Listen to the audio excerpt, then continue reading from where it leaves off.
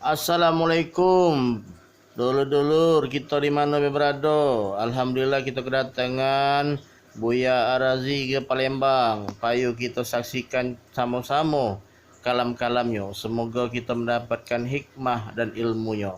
Bismillahirrahmanirrahim. Mari kita saksikan bersama-sama. Wassalatu wassalamu ala sayyidil wujud, sayyidil qawmain, sayyidil thaqalain, Nabiina Muhammad sallallahu alaihi wasallam.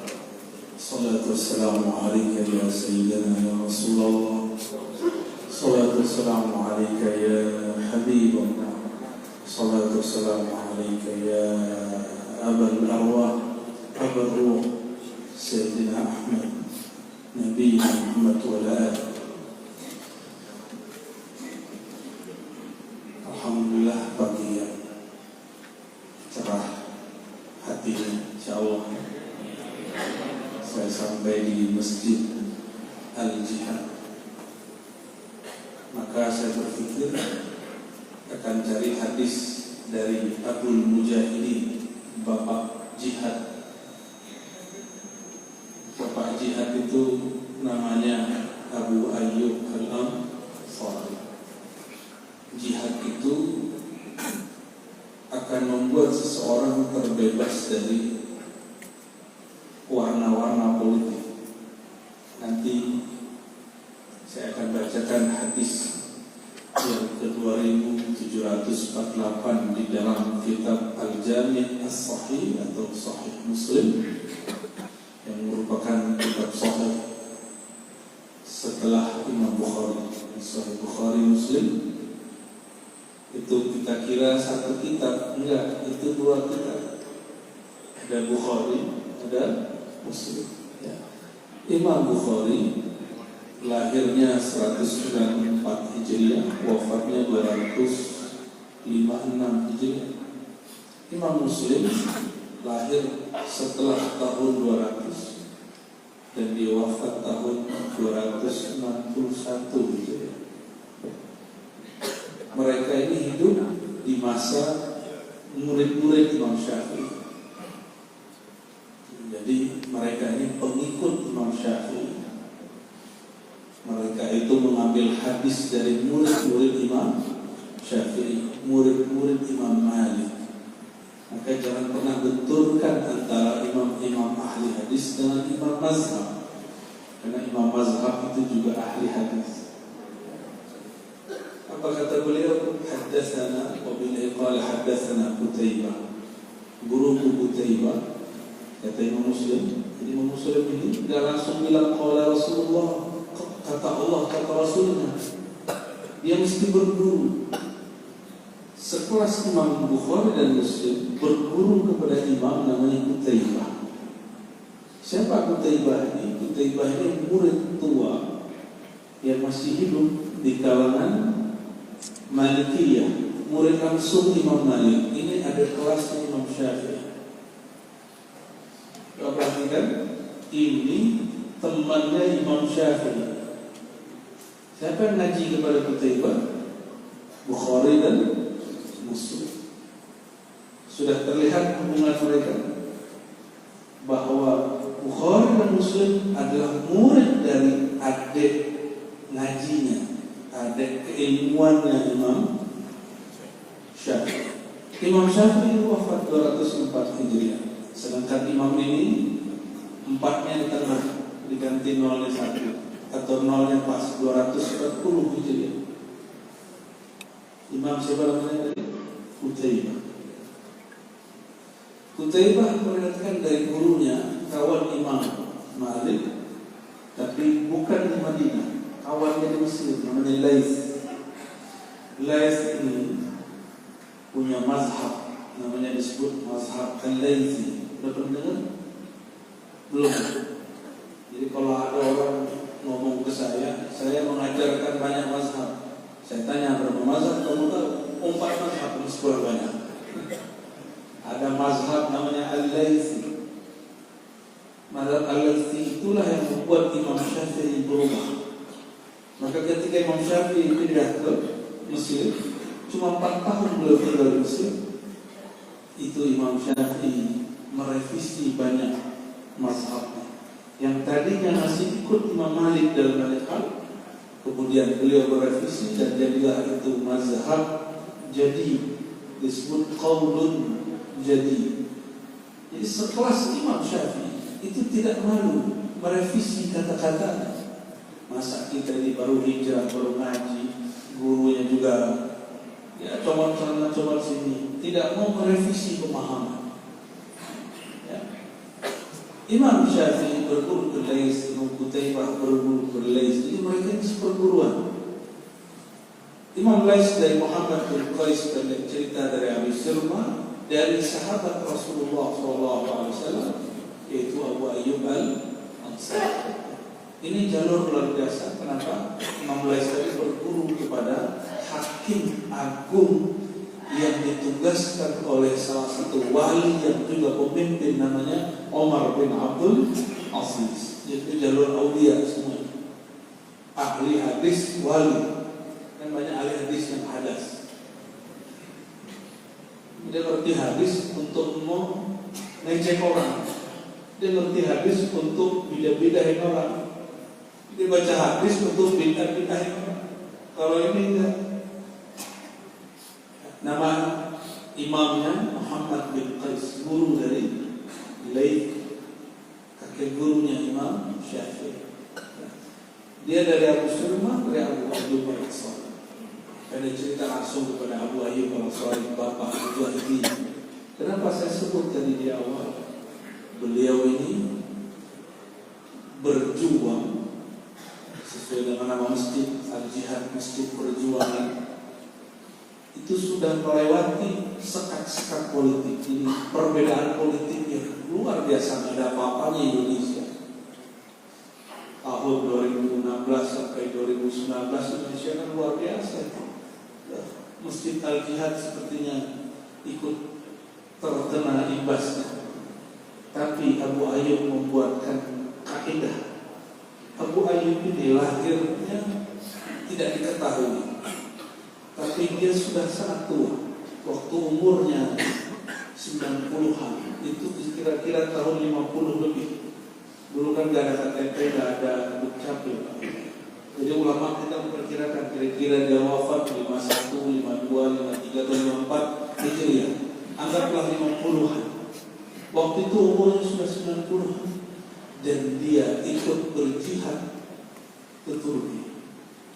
Ada satu negeri, yang negeri itu separuhnya Asia, separuhnya Eropa. Kita sebut apa sekarang? Konstantin dulu. Sekarang disebut Istanbul, yang bagian dari Turki. Abu Ayyub al-Ansari mau datang ke sana, berjuang bersama dengan anak musuhnya, anak musuh politiknya, tapi bukan musuh agama. Jadi ingat, musuh politik bukan berarti musuh agama. Siapa musuh politik dia? Muawiyah bin Abi Sufyan. Siapa anaknya? Namanya Yazid. Itu Abu Ayyub al-Ansari. Dulu ketika Muawiyah tidak mau tunduk mengakui kekhalifahan Sayyidina Ali, apa yang terjadi? Terjadilah perang akbar bernama Siffin. Itu perang berdarah. Dari pihak Muawiyah ribuan yang mati, dari pihak Sayyidina Ali pun ribuan yang mati. Tapi kemudian Muawiyah radhiyallahu ta'ala angkat mushaf, mau menang itu Sayyidina Ali. Sayyidina Ali kalau ada orang angkat mushaf, itu ada nama Allah mushaf, itu sudah sumpah yang tinggi. Maka beliau katakan berhenti. Di saat berhenti, ada simpatisan kecewa. Nah, ternyata dari dulu itu sudah ada terjadi. Simpatisan itu belum tentu dia orang-orang yang pengikut setia.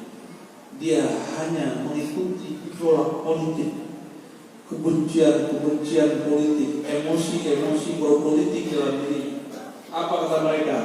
Ali finnar, Ali itu neraka, Ali kafir.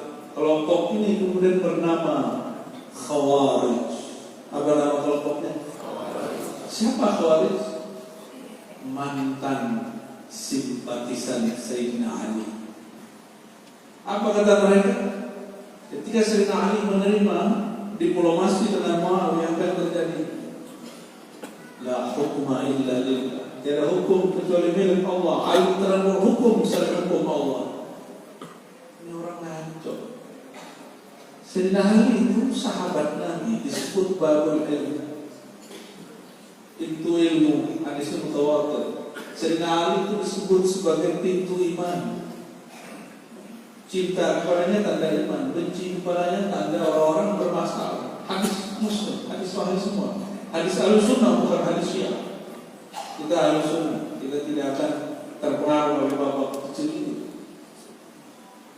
Tapi Sayyidina Ali memilih daripada tumpah darah. Lebih baik beliau kemudian egonya dihajar. Egonya dia kemudian tekan. Sayyidina Ali menerima hasil diplomasi yang merugikan dia. Dipindahkan kemudian kekuasaan sementara kepada Sayyidina Hasan, transisi PLT, lalu dipindah kepada Sayyidina Muawiyah. Itu kalau antum zaman itu, saya tak tahu nasibnya, apakah menjadi Khawarij atau menjadi apa. Dan Khawarij itu sholat 5 waktu kuat di masjid, tahajudnya dahsyat, sama dengan pengikut Sayyidina Ali, sama-sama suka ke masjid, sama-sama hafiz Quran, sama-sama bertahajud. Apa yang beda? Yang beda qalbunya. Sayyidina Ali qalbunya salam. Pengikut setia Sayyidina Ali di qalbunya salam. Salah satu pengikut setianya Abu Ayyub Al-Ansari. Abu Ayyub itu, coba bayangkan, itu perang dengan Muawiyah 10 tahun sebelum meninggal. Berarti sekitar 5-7 tahun setelah terjadi perang bersama Muawiyah, musuh politiknya, dia berangkat dengan anaknya. Muawiyah berangkat ke mana? Berangkat ke Konstantin. Itu musuh politiknya, udah perang, udah berdarah mereka.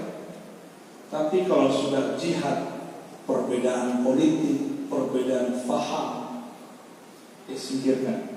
Ini baru rukun jihad yang sebenarnya. Kalau cuma beda faham dikit, sudah main betak-betak pakai takbir, sono pakai takbir, sini pakai takbir, kan bingung kita, yang mana yang benar? Sono pakai takbir, sini pakai sholawat. Sono pakai takbir, sini pakai sholawat asli. Ya salah. Antum sesama muslim kok pakai sholawat asli? Sholawat asli itu untuk musuh Allah. Yang lucunya, dijajarkan sholat asli kepada santri lagi mengujian. Nggak nyambung. Sholawat itu ada komposisi, ada sholawat untuk ujian, ada sholawat untuk perang. Ini sholat perang, perang dalam tenang. Itu asli zalimin nabi. Sayyidina Abu Ayyub Al-Ansari berangkat dengan anak musuh politiknya yang mereka berperang belum sampai 10 tahun berlalu, belum sampai 20 tahun sekarang. Dia hapus itu kebencian politiknya. Bisa nggak begitu? Bisa nggak menghapus rumus 0102 2024? Ini 2023. Kalau mau ikut rumus jihad Sayyidina Abu Ayyub Al-Ansari, dia kalau sudah melihat perjuangan Islam yang sebenarnya itu bukan muslim lawan muslim, itu berjelas. Ini Sayyidina Muawiyah kirim orang, kirim anaknya sendiri Yazid untuk memimpin perang. Di mana? Di Konstantin. Karena ternyata Sayyidina Abu Ayyub pernah dengar Nabi SAW berkata, bahwa nanti akan ada tentara yang akan menaklukkan Konstantin. Wala ni'mal jaysh jayshuha. Sebaik-baik tentaranya adalah tentara itu. Dilupakan semuanya oleh Abu. Biarlah konflik Sayyidina Ali Muawiyah itu konflik mereka. Tapi Sayyidina Ali toh juga sudah mundur, sudah selamat sudah mundur, hatinya sudah selamat. Kenapa hati saya belum selamat? Kira-kira begitu di hatinya. Maka dia berangkat. Dia nggak jijik melihat orang beda paham, beda politik, beda coblosan. Masih begitu kan? Ustaz nol sekian gitu. Itu masjid nol sekian itu. Masih begitu kan? Yang dicoblos itu jadi menteri, yang dibencinya senyum-senyuman duduk bareng main dicoblos ya. Salah kita masih benci-bencian di sini. Jangan-jangan antum khawarijnya zaman ini. Saya curiga. Nauzubillah minzalik. Seperti ruhul jihadnya nggak ada, yang ada ruhul jihad. Pilih mana ruhul jihad, ruhul jihad. Ruhul jihad konsepnya satu. I'la kalimatillahi hiyal ulya. Hanya meninggikan kalimat Allah, bukan meninggikan partai politik. Itu beda. Oh, partai saya partai Islam. Loh, yang lain juga ngaku partainya Islam. Terus mana yang diakui Allah? Sebanyak itu partai Islam Indonesia. Coba sebutin atau sebutin aja nggak apa-apa, usah takut Pak. Ketiga, Pak, PKS, PKB, apa lagi? Empat partai Islam, partai nasionalis. Apalagi ada partai baru itu. Coba di antara partai Islam itu yang diakui di sisi Allah yang mana? Kan nggak tahu Pak. Ada yang tahu nggak? Ada yang punya akses ke Allah? Nggak ada yang tahu. Siapa tahu di antara orang-orang yang dia sedang berjuang berpolitik itu ada niat baik di hatinya. Dia lebih mulia daripada kita yang kemudian katanya membela Islam. Untuk Islam tidak perlu kita bela. Yang perlu kita bela itu pemahaman kita kepada Islam ini harus benar. Itu yang harus kita bela. Islam itu Rasulullah yang bela. Allah sempurna atau kurang? Yang sempurna perlu dibela. Yang sempurna nggak perlu dibela. Maka disebut bela Islam itu membela Islam di dalam diri. Kalau Islamnya nggak perlu dibela. Islam itu milik Allah, bukan milik saya, bukan milik kelompok. Karena dia milik Allah, Allah yang menjaga dia. Maka jika ingin berjuang atas nama Islam, pakai ruhul jihad yang diajarkan Sayyidina Abu Ayyub al-Ansari. Ini mumpung belum kampanye terbuka, maka saya berani ngomong begini Pak. Kalau sudah terbuka, udah. Mungkin ada takbir, ada sholawat, bentak saya pakai sholawat. Ada yang bentak saya pakai takbir. Kami mu'allim, kami para guru hanya ingin mengingatkan umat. Gak mau diingatkan, kami gak paksa. Ya. Banyak yang saya ingatkan dari tahun 2016 sampai 2019 gak mau. Kalau saya diteriak-teriakin di luar masjid, saya panggil dan kamu teriak depan saya. Gak berani dia teriak depan saya. Berani di luar masjid. Berani sama-sama. Coba ayo satu-satu kita. Gak ada yang berani juga. Ternyata dia tidak membela Allah dan Islam. Dia cuma membela emosi. Abu Ayyub al-Ansari sudah lewat masa itu. Antum bayangkan, itu perang, bukan lagi perang umum. Kalau kita cuma takbir doang, kita cuma beda coblosan doang. Ini sudah main tusuk-tusukan. Sudah meninggal dari teman Abu Ayyub sekian sahabat, sudah meninggal dari Muawiyah sekian sahabat. Tapi itu dilupakan sudah. Kita mau jihad fisabilillah. Dan mereka sadar kami kurang pas dalam berjuang. Kok membunuh sesama muslim, perang sesama muslim. Mau itu terjadi lagi, perang sesama muslim. Dan ntar masuk ke Palembang saya pakai paspor nanti. Kata Abu Ayyub. Abu Ayyub ini sebelum kita masuk ke riwayatnya, ternyata rumahnya diberkati Rasulullah SAW. Awal baginda Rasulullah SAW masuk ke Madinah yang dulu namanya Yathrib, itu semua kampung berdiri orang-orangnya di jalan. Apa kata mereka? Wahai baginda, bangunlah rumah di tempat kami. wahai baginda, bangunlah tempat ibadah, pusat masjid di tempat kami. Tapi apa kata baginda Rasulullah SAW? Biarkan unta, fa'innaha ma'mura. Tinggalkan dia, biarkan dia. Dia diperintah oleh Allah SWT.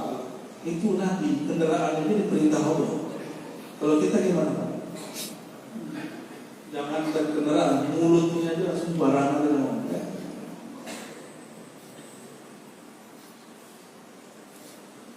Sayyidina Abu Ayyub Al-Ansari kemudian menunggu di ujung sana. Itu rumah dia dekat tanah kuburan, nggak ada minat. Tapi tanahnya nggak konflik. Tanahnya bukan tanah sengketa. Tanahnya tanah yang paling tidak diminati orang di Madinah. Tiba-tiba sampailah onta di sana dan dia buruk. Ya buruk itu duduk, onta itu duduk. Maka baginda Rasulullah SAW menoleh. Ternyata di sampingnya rumah Sayyidina Abu Ayyub Al-Ansari. Awalnya Sayyidina Abu Ayyub tinggal di lantai 2. Tapi karena baginda Rasulullah SAW datang, dia pindah ke kamar bawah. Lalu dia katakan, wahai baginda Rasulullah, Anda engkau di atas. Lalu Nabi ngurus. Apa jawaban dia? Wahai baginda Rasulullah, pantaskah Abu Ayyub yang hina tidur di atas? Engkau di bawah, kami di lantai 2, engkau di lantai 1. Dulu lantai 2 itu luks. Jangan karena lantai 2 dan 1 terus salah paham. Maksudnya lantai 2 itu lantai yang bagus. Masa Abu Ayyub kamarnya bagus, engkau kasih Allah kamarnya tidak bagus. Akhirnya baginda Rasulullah SAW naik ke atas. Tinggal di atas. Ini bab adab. Bab adab. Jarang yang mengamalkan adab ini. Abu Ayyub Al-Ansari punya tanah kaumnya di depan. Itu tanah ternyata pas cek kuburan orang musyrik. Pantesan gak ada yang mau. Tanah kuburan. Walhasil baginda Rasulullah SAW karena dapat isyarat dari Allah Ta'ala. Apa kata beliau? Zaminuni haqiqakum. Ini tanah harganya berapa? Jadi Nabi SAW gak nunggu wakaf dong gitu. Nabi SAW ini berapa harganya? Padahal beliau itu belum ada. Hebatnya baginda Rasulullah SAW. Apa kata keluarga Abu Ayyub? Wahai baginda Rasulullah, itu tanah ambil saja. Pokoknya lain cerita. Tapi Rasulullah tidak akan mental mengemis. Maka masjid Al-Jihad jangan taruh orang minta di jalan. Oke? Karena banyak hari ini masjid, mohon maaf, entah apa yang salah di manajemen masjid di negeri kita. Di mana harta di Jakarta, di Depok, Tangerang sampai ke pelosok sana, sampai ke Bali masih begitu. Ada orang yang biasanya dulu apa namanya itu nangguk itu, tangguk itu kalau kita lagi nyari ikan sawah. Sekarang ikan jalanan hari ini agak ngeri tangguk hari ini. Bagi saya itu tidak. Nggak gentle, nggak ngamalin sunnah Rasulullah SAW. Maka para pengurus harus punya harga diri. Ini masjid, spirit baginda Rasulullah SAW. Apa kasarnya? Kita nggak butuh orang yang butuh masjid. Bisa nggak tuh buat pemahaman boleh. Tapi kita nggak sombong pemahaman. Merasa pede boleh. Bedakan kepedean dengan kesombongan. Sayyidina Abu Ayyub, nah inilah inti kajian kita pada pagi ini. Dalam hadis Imam Muslim tadi, beliau mengatakan tentang bab qalb, bab merasa apakah diri kita merasa berdosa atau tidak. Merasa berdosa atau sudah merasa tidak berdosa. Ya. Tapi ternyata banyak orang merasa tidak ada dosa. Kalau sudah 5 waktu, nah apa kata beliau? Ketika Abu Ayyub sakaratul maut di Konstantin. Dia dikuburkan dan kuburan itu berdekatan dengan sur Konstantinia, bentengnya Konstantin. Apa kata dia? Hina hadaratul wafah kuntu katantu ankum syai'an. Aku menahan diri untuk tidak sampaikan hadis ini. Sami'tuhu min Rasulillah SAW. Aku mendengarnya langsung dari baginda Rasulullah Sallallahu Alaihi Wasallam. Apa kata beliau? Aku mendengar bahwa beliau bersabda. Hadis katanya, barangkali sudah ada yang dengar. Ternyata beliau nggak mau bacakan, kecuali ketika sakaratul maut. Tapi saya bacakan ini bukan karena saya mau sakaratul maut, karena ingin mengenang. Imam Muslim bacakan hadis ini bukan ketika beliau sakaratul maut. Laula annakum tuznibun, seandainya kamu tidak merasa punya dosa, tidak merasa ada dosa karena ibadahmu, la khalaqallahu ta'ala khalqan yuznibun yaghfir lahum, maka Allah akan ciptakan generasi baru yang mereka berdosa, melakukan dosa, merasa berdosa. Lalu mereka merasa, ya Allah, kenapa kami banyak dosa? Bagaimana caranya kami keluar dari dosa? Lalu mereka datang kepada Allah dengan penuh kehinaan, minta ampun kepada Allah. Fayaghfir lahum, Allah akan ampuni mereka. Hadis ini bukan hadis kebolehan berdosa. Hadis ini cuma ingin mengatakan bahwa merasa tidak berdosa itu dalam qalbi itu sesuatu yang tidak disukai oleh Allah SWT. Maka setiap hamba mesti menyadari bahwa di dalam dirinya ada dosa. Sekelas baginda Rasulullah SAW, ketika kecilnya dibedah dadanya oleh Sayyidina Jibril, masih ada dua noktah sauda, dua noda hitam di kalbunya, itu dibersihkan. Itu Rasulullah. Pernah dibedah Jibril nggak ada? Nggak ada, nggak pernah. Sudah mati.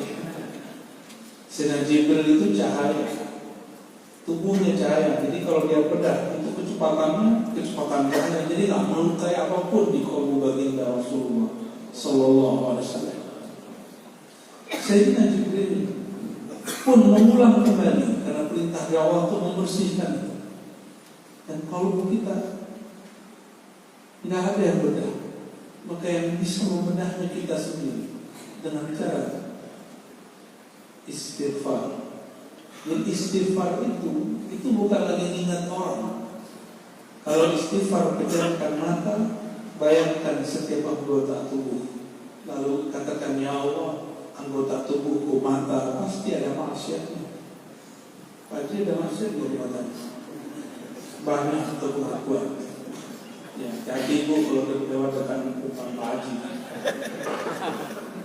Tapi ternyata kalau lawan jenis dosanya melirik. Kalau beda ilmu, beda amal, dosanya juga dari lirikan. Ketika melirik orang, belum sampai makomnya. Pas lihat jenggotnya kurang sopan. Lagi sholat, Ustaz, kok safnya nggak benar? Ada salahnya dia. Jadi sibuk membaca orang, lupa membaca diri. Ada kesalahan orang berkata. Apalagi antum megang mic begini, itu saat kata per kata ditungguin kapan ada salahnya. Maka ada orang bahagia sekali kalau khotib salah dalam khotbahnya. Senang juga rasanya. Sok-sok khutbah begitu. Jadi ada orang, jadi yang hadir semua ini belum tentu juga semuanya mencari kebenaran. Siapa tahu mencari menunggu kapan salah. Tapi saya husnuzon yang hadir semuanya sedang mencari kebenaran. Orang yang nonton kajian kita baik live ataupun tidak live, Itu tidak semua mencari kebenaran. Ada yang lagi nunggu. Ya, bagaimana si ustaz ini keliru? Bagian kelirunya potong. Kalau dulu yang dipotong itu isi kitab. Korbannya Ibn Arabi dituduh sedih. Korbannya Imam Sya'rani dituduh sesat. Korbannya di sini ada ulama besar di sini dulu, Abu Hazar Syukri, dituduh sesat oleh ulama. Ulama Ahlussunnah dulu, ulama Ahlussunnah sesat. Ternyata dari dulu sudah biasa. Itu akibat potongan. Memotong. Dulu buku yang dipotong. Coba kalau dulu ulama kita itu ada YouTube, mungkin YouTube-nya dipotong. Jadi gak semua. Itu kenapa? Karena spirit istighfar tidak ada di kaumnya. Yang ada cuma spirit istighfar, merasa dirinya lebih dari orang. Kalau pedagang dirinya masih apa? Kalau politisi keselnya apa? Kalau ustaz keselnya siapa? Bukan saya ngomong ya, ustaz yang ngomong. Kalau khotib keselnya siapa? Ulama hasadnya siapa? Ulama. Maka berkalam para masyayikh kita, ittaqu min zallatil ulama. Hati-hati tergelincirnya ulama. Hati-hati di sini apa? Siapa tahu orang salah memahami fatwanya. Siapa tahu yang kedua, itu dijadikan bahan untuk berpecah belah. Ulama itu nabi atau umat Nabi sallallahu alaihi wasallam? Mungkinkah ulama keliru? Mungkin, apalagi antum yang bukan ulama. Jadi kalau ulama kita keliru, katakan di hati, memang bukan nabi. Wajar kalau dia keliru, jadi tidak ada masalah kita. Lau annakum tuznibu, kalau kamu tidak merasa punya dosa, la khalaqallahu khalqan, Allah akan ciptakan satu generasi baru. Yuznibun, mereka merasa dirinya berdosa. Emang ada dosa? Kata Imam Mu'ta'ilah, wujud kadzanbun la yuqasu alaih. Jadi dosa itu ada dosa zati, ada dosa ghair zati. Ada dosa wasfi, ada fi'li. Dosa zat apa kata beliau? Wujud kamu saja, kamu merasa diri mewujud, itu kamu sudah dosa. Merasa diri kita ini yang sholat, kita sholat karena kita yang sholat, itu kita sudah dosa di kalbu, namanya dosa ada. Kenapa? Karena la haula wala quwwata illa billah. Saya bisa sholat rukuk sujud karena Allah izinkan kepala yang hina ini rukuk dan sujud. Bukan karena saya ini hebat. Baru masuk dapat ilmu sedikit-sedikit, tapi sudah sombongnya berbukit-bukit. Sudah mengajak semua orang hebat. Ini dahsyatnya manusia itu. Maka kemudian ada dosa wasfi, dosa sifat. Sifat apa? Kibur, sombong. Ini gak kelihatan dosa wasfi. Itu tersimpannya bukan di mata, tersimpannya di dalamnya mata, di dalamnya dada. Pernah gak terbersit sedikit saja?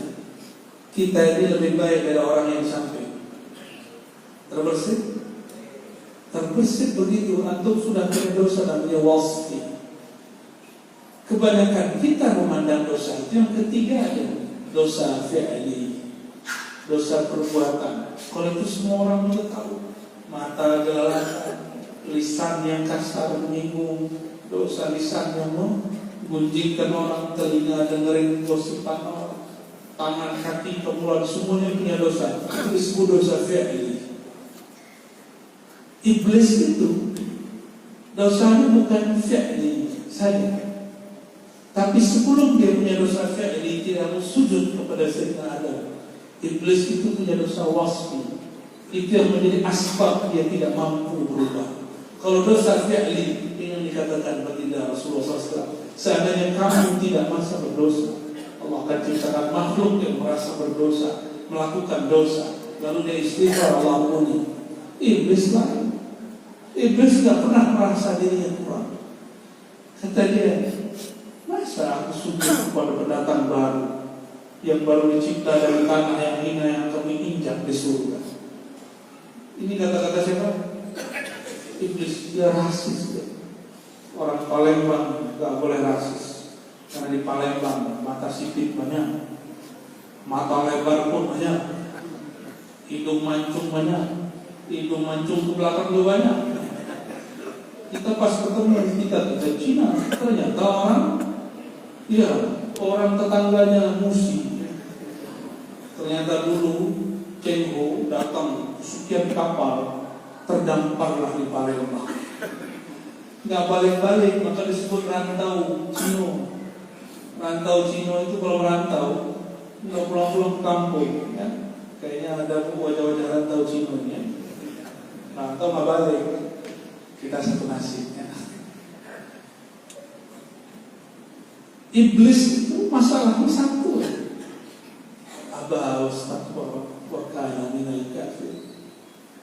Dia itu kadang enggan dan merasa dirinya besar. Istakbara itu tersimpan di hati, merasa diri lebih mulia sedikit saja dari Allah. Itu istakbara. Kalau antum sudah menunjukkan yang disebut takabbar, kalau masih tersimpan namanya apa? Istakbara. Noleslah seorang malaikat yang sudah ribuan tahun beribadah ini, yang bernama Azazil. Apa kata dia? Ya Allah, ini di riwayat disebutkan bukan di Quran. Mana mungkin engkau memerintahkan aku sujud hanya kepadamu, sekarang engkau perintahkan aku sujud kepada selain. Itu ngelesnya iblis itu. Esa orang-orang kalau dan banyak ngelesnya. Bapak Ibu Saudara yang tahu, hadis ini, riwayat ini sanadnya bermakna. Sanad tadi kita sebut imam dari fulan, dari fulan, dari fulan, mengajarkan kita kalau berjuang lewatin sekat-sekat politik. Kalau mau berjuang jihad fisabilillah, kita tidak lagi melihat sekat-sekat ras dalam berpolitik, sekat-sekat partai, nggak ada lagi. Apalagi sekat 0 sekian dan 0 sekian. Kalau mau berjuang, semoga masjid ini menjadi masjid yang bisa mewarisi ruh jihad Sayyidina Abu Ayyub al-Ansari. Dan yang kedua, ajaran beliau, inilah pegangan Abu Ayyub al-Ansari. Mestinya setiap hamba merasa dirinya ada dosa, minimal dosa wasfi, sifat di dalam diri. Kalau antum ini orang kecil, tidak pernah maksiat, tidak pernah nonton film porno, tidak pernah macam-macam, tapi coba lihat dalam hati, adakah perasaan merasa lebih suci? Adakah perasaan merasa hatinya lebih baik dari orang? Pandang wataknya, apakah ada rasa merasa lebih berilmu daripada orang? Jika itu ada, berarti sifat dalam batin kita itu sifat iblis, itu mesti diistighfarkan. Bahkan tidak mungkin dia hilang kecuali dibimbing oleh seorang guru rohani. Itu penyakit batin, tidak bisa sembuh kecuali disembuhkan oleh ahlinya. Dan terakhir, ternyata orang yang bermaksiat itu belum tentu dia bermaksiat selama-lamanya. Maka Imam Athaillah mengatakan, jika ada orang bermaksiat, jangan engkau suuzon menghilangnya, sebab tahu itu akhir maksiatnya.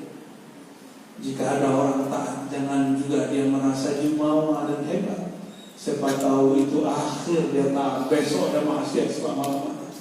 Alhamdulillah, kita memohon kepada Allah, semoga Allah cabut rasa sombong dalam hati. Allah bersihkan batin ini dari dosa-dosa wasfi. Allah bersihkan zahir kita dari dosa-dosa fi'li. Allah kemudian masukkan nur ke dalam qalbi, nur cinta kepada cinta kepada baginda Rasulullah sallallahu alaihi wasallam. Ala hazmi wa li kulli salih. Allahumma tahhir qulubana min kulli ma siwa. Al-Fatihah.